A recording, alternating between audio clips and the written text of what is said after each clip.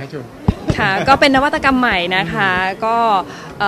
เป็นอีกตัวช่วยหนึ่งค่ะที่จะทำให้เสื้อผ้าของคุณเนี่ยมีกลิ่นหอมติดทนนานถึง12 สัปดาห์แม้ว่าจะ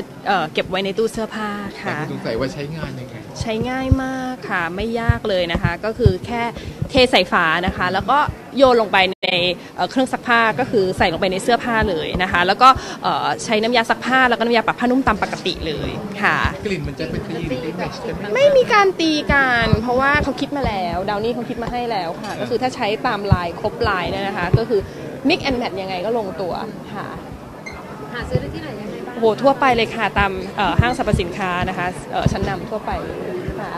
ตอบโจทย์แม่บ้านไม่ใช่ชมตอบโจทย์ถึงแม้ว่าเราอาจจะดูไม่เป็นแม่บ้านมากอะไรอย่างเงี้ยนะคะแต่ว่าเราก็อยากให้เสื้อผ้าของเราแล้วก็เสื้อผ้าของคนในบ้านเราสามีเราของลูกเราหอมอย่างนี้ค่ะพี่ชมครับล่าสุดลูกน้องสายฟ้าโพสท่าได้เรามาเต็มเลยใช่ไหมพี่รูปไหนเนี่ยพูดมาซิหลังรถครับที่รถที่ถ่ายล่าสุดเมื่อวานเลยที่เป็นโชว์โชว์พุงเลือดแม่มันแรงค่ะเป็นยังไงบ้างอันนี้เขาเรียนรู้ยังไงหรือว่าเราเป็นคนจับท่าอะไรพี่ไม่หรอกก็ชมว่าเขาอาจจะแบบเราก็ถ่ายเขาเยอะอะไรอย่างงี้ไงแล้วก็คือชมว่าเด็กมันบริสุทธิ์แหละเขาก็ไม่ได้คิดว่าเขาแอคหรือเขาโพสหรือว่าอะไรอย่างเงี้ยแต่ว่าส่วนมากถ่ายเขาก็มองกล้องกันนะเพราะว่าเหมือนเด็กสมัยนี้มันแบบว่าโดนถ่ายรูปบ่อยอะไรเงี้ยเจอโทรศัพท์เจออะไรอย่างเงี้ยเขาก็จะมองอะไรเงี้ยค่ะกล้องไหมคะไม่ได้ติดแต่ว่าเห็นโทรศัพท์ก็จริงๆตอนนี้เห็นอะไรเห็นทุกอย่างคือเอาเข้าปากหมดอะไรเงี้ยถ้าเห็นโทรศัพท์ก็จะเอามาแล้วก็กินค่ะที่จะบอกว่าเรื่องแม่แรงนี่คือเห็นแววแล้วใช่ไหมครับว่าต้องได้เข้าวงการแน่ๆยังไงโอ้คงยังดูไม่ออกหรอกค่ะก็เซลอะไรที่ดีๆแล้วเอาเข้าตัวเราหมดแค่นั้นเองช่วงนี้คุณแบบว่าเพื่อนๆเหมือนขนาดไหนเพราะว่าเวลาพี่ไอไปเล่นนี่ก็จะแบบมีสตอรี่ตลอดเลยอะไรอย่างเงี้ยค่ะก็นิดนึงแหละก็หลายๆคนอาจจะแบบว่าไม่ค่อยมีเวลาไปอะไรเงี้ยเพราะฉะนั้นเวลาไปทีก็จะถ่ายร้านจนคุ้มเลยอะไรเงี้ยกับร้านเรามีความรับแขกยังไงบ้างคะเวลานางเจอคนแปลกหน้าเลยเด็กก็คือเด็กนะบางทีก็แล้วแต่อารมณ์นางอะไรเงี้ยค่ะก็ถ้านางนอนไม่อิ่มอะไรเงี้ยก็นิดนึงอะไรเงี้ยค่ะแต่ถ้านางนอนกินอิ่มนอนหลับมาอะไรเงี้ยนางก็จริงๆพื้นฐานเป็นเด็กอารมณ์ดีทั้งคู่ค่ะจะกล้าออกงานไหมครับเพราะช่วงนี้มันมีกระแสว่าเรื่องที่แบบน้องเปาโดนหยิกอะไรเงี้ยตัวพี่ชมเองตอนนี้เริ่มแบบกลัวไหมครับลูกคือจริงๆมันเป็นเรื่องของอนาคตนะเพราะว่าตอนนี้ก็คือยังไม่ได้มีอะไรยังไม่ได้มีงานในลักษณะนั้นอะไรเงี้ยค่ะก็คงพูดไม่ได้ว่าจะไม่รับงานอะไรเงี้ยมันก็คือมันคงเป็นด้วยเรื่องเงื่อนไขต่างๆอะไรเงี้ยก็ณเวลานี้ก็คือยังไม่มีทุกเราหวั่นๆเหมือนที่ของงานที่จะต้องแบบเพิ่มการดูแลเพิ่มขึ้นอะไรอย่างเงี้ยก็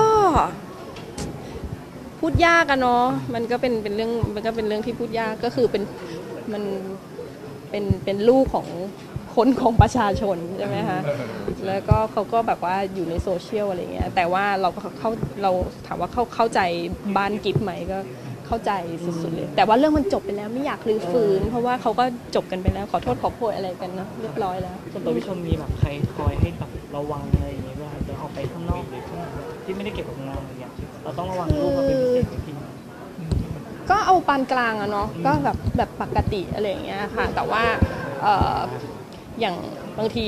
เราด้วยความที่เราเป็นคนตรงนี้อะไรเงี้ยบางอย่างเราก็อาจจะพูดไม่ได้ทั้งหมดอะไรอย่างเงี้ยเพราะว่าเราเหมือนกับว่าเราพูดแล้วบางทีมันไม่น่ารักถึงแม้ว่าเราจะเป็นแม่อะไรเงี้ยแต่ว่าบางทีคนรอบข้างอะไรอย่างเงี้ยคุณยายหรือว่าพี่เลี้ยงอะไรเงี้ยเขาก็จะพูดแทนเราว่าเบาๆกับผมนะครับอะไรอย่างเงี้ยจับเท้าผมได้ครับแบบว่าแบบเพราะว่าบางทีเราก็ไม่รู้ใครมาจากไหนอะไรอย่างเงี้ยเราพาน้องออกข้างนอกก็มีคนมาก็มีบ้างค่ะแต่ว่าส่วนมากก็จะเจอที่น่ารักอะไรเงี้ยส่วนมากคนหมั่นเขี้ยวมากๆเขาก็แบบว่าเขาจับเท้าหน่อยอะไรเงี้ยบางคนแบบว่าเขาดมเท้าหน่อยอะไรเงี้ยบางทีเราก็อุ้ยขอดมเท้าเลยเหรออะไรเงี้ยเขาก็เอ็นดูเนาะใช่แต่เราไม่ได้ห่วงถึงขั้นแบบจับไม่ได้ต้องล้างมือหรือต้องเช็ดต้องอะไรก็ไม่แต่ว่าจริงๆเพราะว่าจับเท้ามันเป็นทางออกที่ดีที่สุดแล้วอะไรเงี้ยเพราะว่าเด็กเขาอมมือไงเขาอยู่ในวัยที่เขาเอามือเขาเข้าปากอะไรเงี้ยแล้วแต่ละคนก็เราก็ไม่รู้ว่าเขาไปทำอะไรมาอะไรเงี้ยใช่ไหมคะก็ไม่ได้อยาก ไม่ได้อยากเวอร์นะแต่หัวอกคนเป็นพ่อเป็นแม่ก็ถ้าคุณมีลูกแล้วคุณจะเข้าใจชมจ๋าพี่ถามเรื่องบ้านนิดนึง จ้ะ ใกล้เสร็จหรือยังจะชมจ๋านานแล้ว ต้องไปถามพี่น็อตนะ จะได้พาลูกก็ไปฉลองบ้านใหม่เมื่อไหร่ ใช่ก็คิดเหมือนกันว่าลูกคงวิ่งอยู่ที่นี่ก่อนอะไรเงี้ยก็ไม่ได้กดดันแกนะแต่ว่าก็ไม่รู้แกจะได้ดูหรือเปล่า ก็ถึงขั้นตอนซื้อเฟอร์นิเจอร์อะไรอย่างเงี้ยแล้วค่ะก็คิดว่าแต่ในความใกล้เนี่ยก็คือชมก็ไม่รู้ว่าภายในปีนี้หรือเปล่านะเพราะว่าคือคุณน็อตเขาเป็นคนแบบเขารายละเอียดมากอะไรเงี้ยคือถ้าเป็นชมก็คงอยู่จนเปลี่ยนก๊อกน้ำไปแล้วอะไรเงี้ยเมื่อออกมาคือคงอยู่จนอะไรเสื่อมกันไปข้างนึงแล้วอะไรเงี้ยแต่ว่าแกแบบแกดีเทลอ่ะแต่พี่ชมได้ ซื้อไว้ตั้งแต่ยังไม่แต่งงานนี่แต่งงานมา3 ปี จนมีลูก2เป็นคนเลือกหมดเลยนะคะของใช่ใช่ค่ะอันนี้คือเป็นการต่อเติมแต่งส่วนไหนอยู่ที่มันช้าๆอยู่เนี่ยค่ะคือที่ผ่านมาเราเปลี่ยนเนื่องจากว่าเปลี่ยนโครงสร้างภายในด้วยอะไรเงี้ยค่ะเหมือนเราซื้อมาแล้วมันไม่ได้เป็นอย่างนี้เรามีการทุบเทิบอะไรให้ตรงนั้นตรงนี้มันทะลุกันอะไรอย่างเงี้ยแล้วก็มันมีทั้งเรื่องเอกสารอะไรเงี้ยที่มันต้องวิ่งแล้วก็เรื่องงานภายในอะไรเงี้ยแต่ว่าตอนนี้ส่วนมากก็คือโครงสร้างเสร็จละเหลือแต่งานอินทีเรียอะไรเงี้ยใจพี่ชมอยากอยู่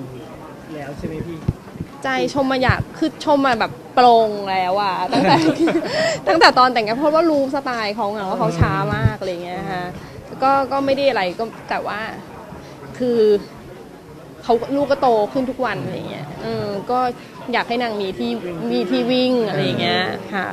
มียักถามมาไหมที่ชมว่าเมื่อไหร่จะได้เข้าคือไม่ต้องถามหรอกเพราะว่าตอนนี้เขาก็อัปเดตเราตลอดเลยคือนี่ล่าสุดแกก็เพิ่งกลับมาจากนิวยอร์กแล้วไปซื้อเฟอร์นิเจอร์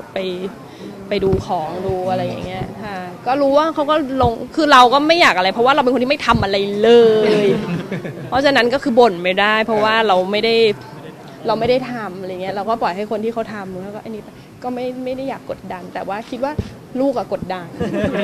ลูกก็กดดันเองตอนนี้มันเท่าไหร่แล้วอะไรจ้ะ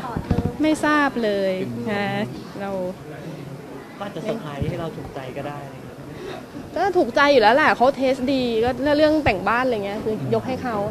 ถ้าเป็นชมก็คงเละเทะอ่ะคงเลอะมากคงแบบเป็นศิลปะถ้าให้ชมทำนะก็ครบรอบแบบสายฟ้าพายุมีสิทธิ์จะแบบเข้าไปในบ้านอะไรเงี้ยคือถ้าเข้าได้ก็อาจจะแบบไม่ได้พร้อมมากอะไรเงี้ยฮะก็อาจจะย้ายแบบเรียกว่าอยู่แบบลัทธิเซนไปก่อนแต่ว่าโล่งๆอะไรเงี้ยของยังมาไม่ครบอะไรเงี้ยค่ะเมื่อกี้เห็นมีคนแอบกระซิบว่าจะมีพรมแดงอีกแล้วจะไปที่จีนอ๋อค่ะก็จริงๆปีที่เราก็ไปมาค่ะก็เซี่ยงไฮ้ฟิล์มเฟสติวัลค่ะปีนี้จะไปช่วงไหนจะช่วงมิถุนายนช่วงกลางเดือนค่ะถ้าเข้าใจไม่ผิดน่าจะประมาณวันที่16มั้งค่ะกี่วันฮะช่วงเดินวันเดียวช่วงดีไปวันเดียวใช่ก็คือมีแบรนด์ซัพพอร์ตเหมือนเดิมค่ะก็เป็นต้องไปเตรียมตัวยังไงบ้างก็เหมือนเดิมอะค่ะก็ตอนนี้ก็เตรียมตัวไปประมาณหนึ่งแล้วอะไรเงี้ยค่ะก็ 70-80% แล้วแหละไปคนเดียวไม่ค่ะหรือตัวเล็กอาจจะมีสิทธิ์เอาลูกไปด้วยเพราะว่ามันไม่ยากเท่าไหร่มันไม่กี่วันด้วยแล้วก็มันไม่งานมันไม่หนักเหมือนคานอะไรอย่างเงี้ยค่ะคือไม่ได้มีอะไรซับซ้อนมากอะไรเงี้ยพี่นัทไปด้วยอาจจะตามไปแต่ว่าชมไม่รู้ชมจองลูกเอาจองตั๋วให้ลูกให้พี่เลี้ยงอะไรจองให้หมดแล้วอะไรเงี้ยแล้วตื่นเต้นอยู่ไหมครับเพราะว่าเราก็น่าจะชินเรามีความตื่นเต้นหรือว่ากังวลอะไรไหมก็จริงๆไม่ได้กังวลอะไรเท่าไหร่อะค่ะแต่ว่าจะห่วงเรื่องซีเควนซ์แล้วก็เรื่องเขาเรียกเรื่องอะไรอ่ะ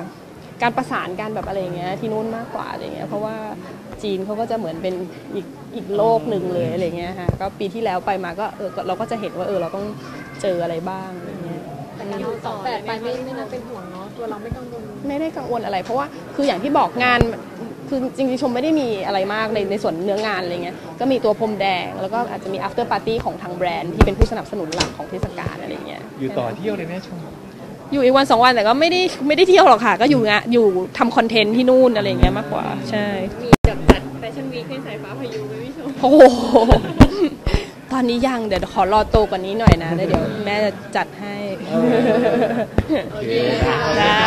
บขอบคุณค่ะ